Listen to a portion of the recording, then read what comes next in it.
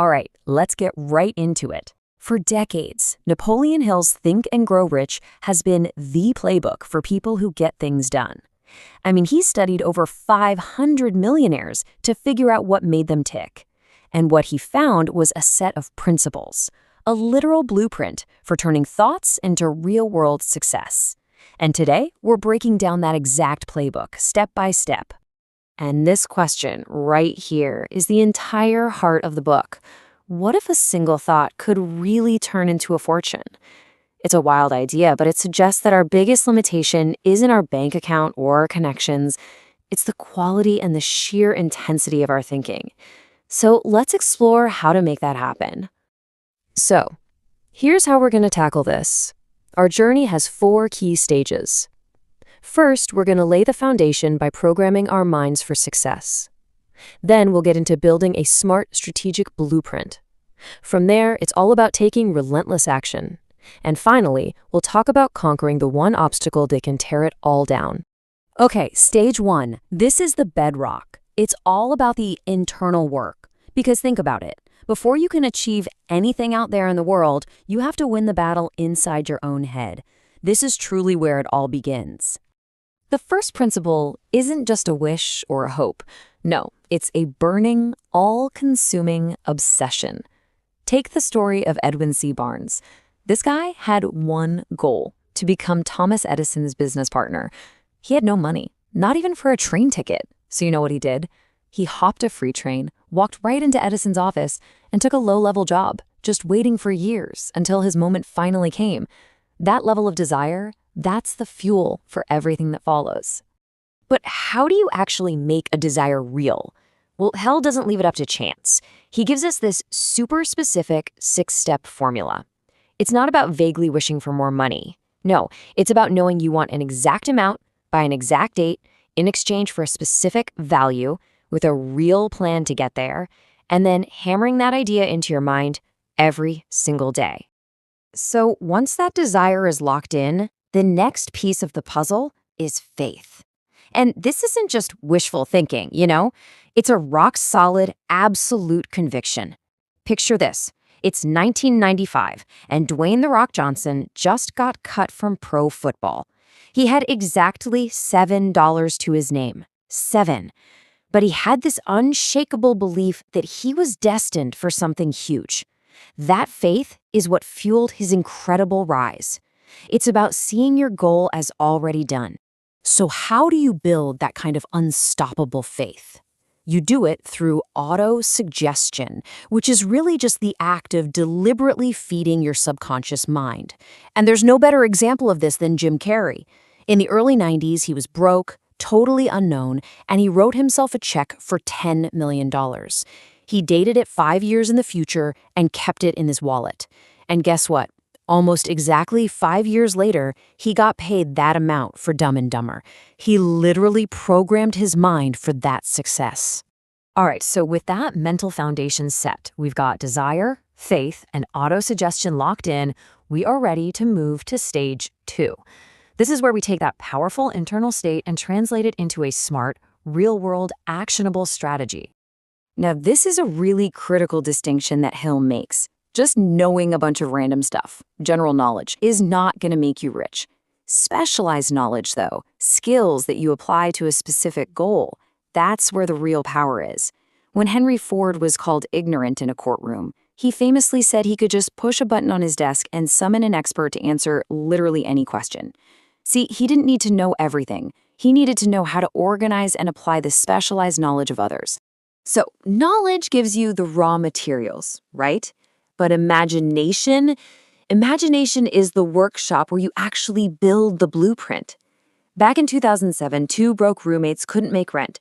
They saw a big design conference was coming to town and had this wild idea. What if we put 3 air mattresses in our living room and rent them out? That tiny little idea, air bed and breakfast, was imagined into the global giant we now know as Airbnb.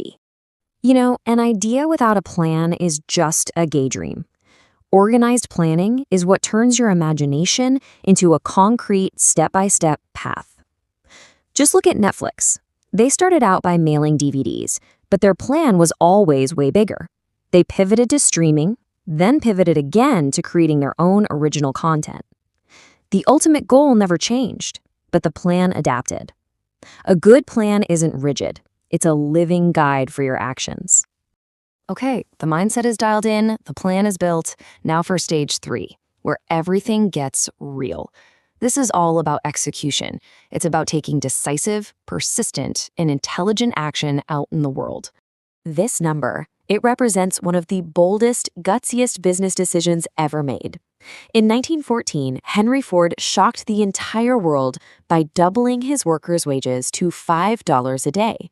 All the experts called him crazy, but Ford made the decision quickly, decisively. And the result? Productivity skyrocketed, employee turnover vanished, and his workers could now actually afford the cars they were building. That is the power of a definite decision. And that really gets to the core of the principle. Hill found this clear dividing line. Successful people, they gather the facts they need, they make a firm decision, and they stick with it. Most people, on the other hand, they procrastinate, they overthink, and then they get swayed by everybody else's opinions, changing their minds at the first hint of trouble. That ability to just commit, it's a superpower. Of course, a decision is totally useless without the will to see it through. And that brings us to persistence. The story goes that during the gold rush, 2 men just gave up on their mine after weeks of failure. They sold all their equipment to a junk dealer who then decided to bring in an engineer. And that engineer discovered that they had stopped digging just 3 feet away from a massive vein of gold.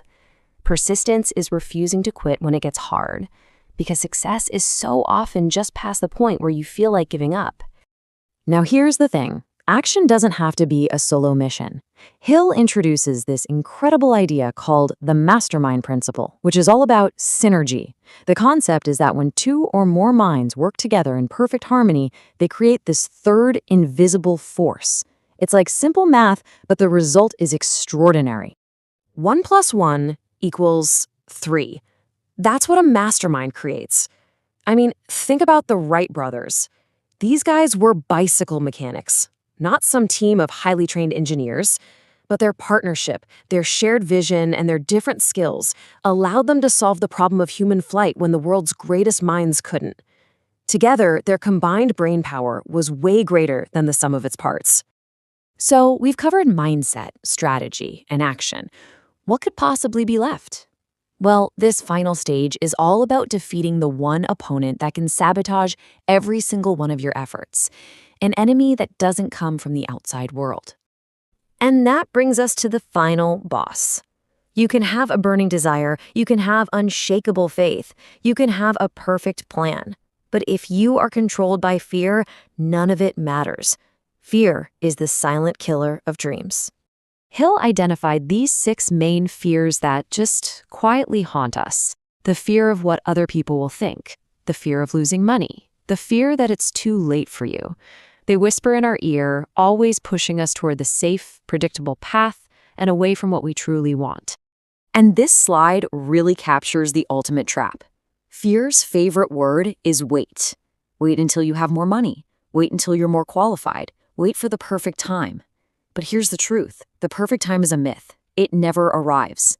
The people who actually succeed are the ones who act, while those ghosts of fear are still whispering. They just move forward anyway.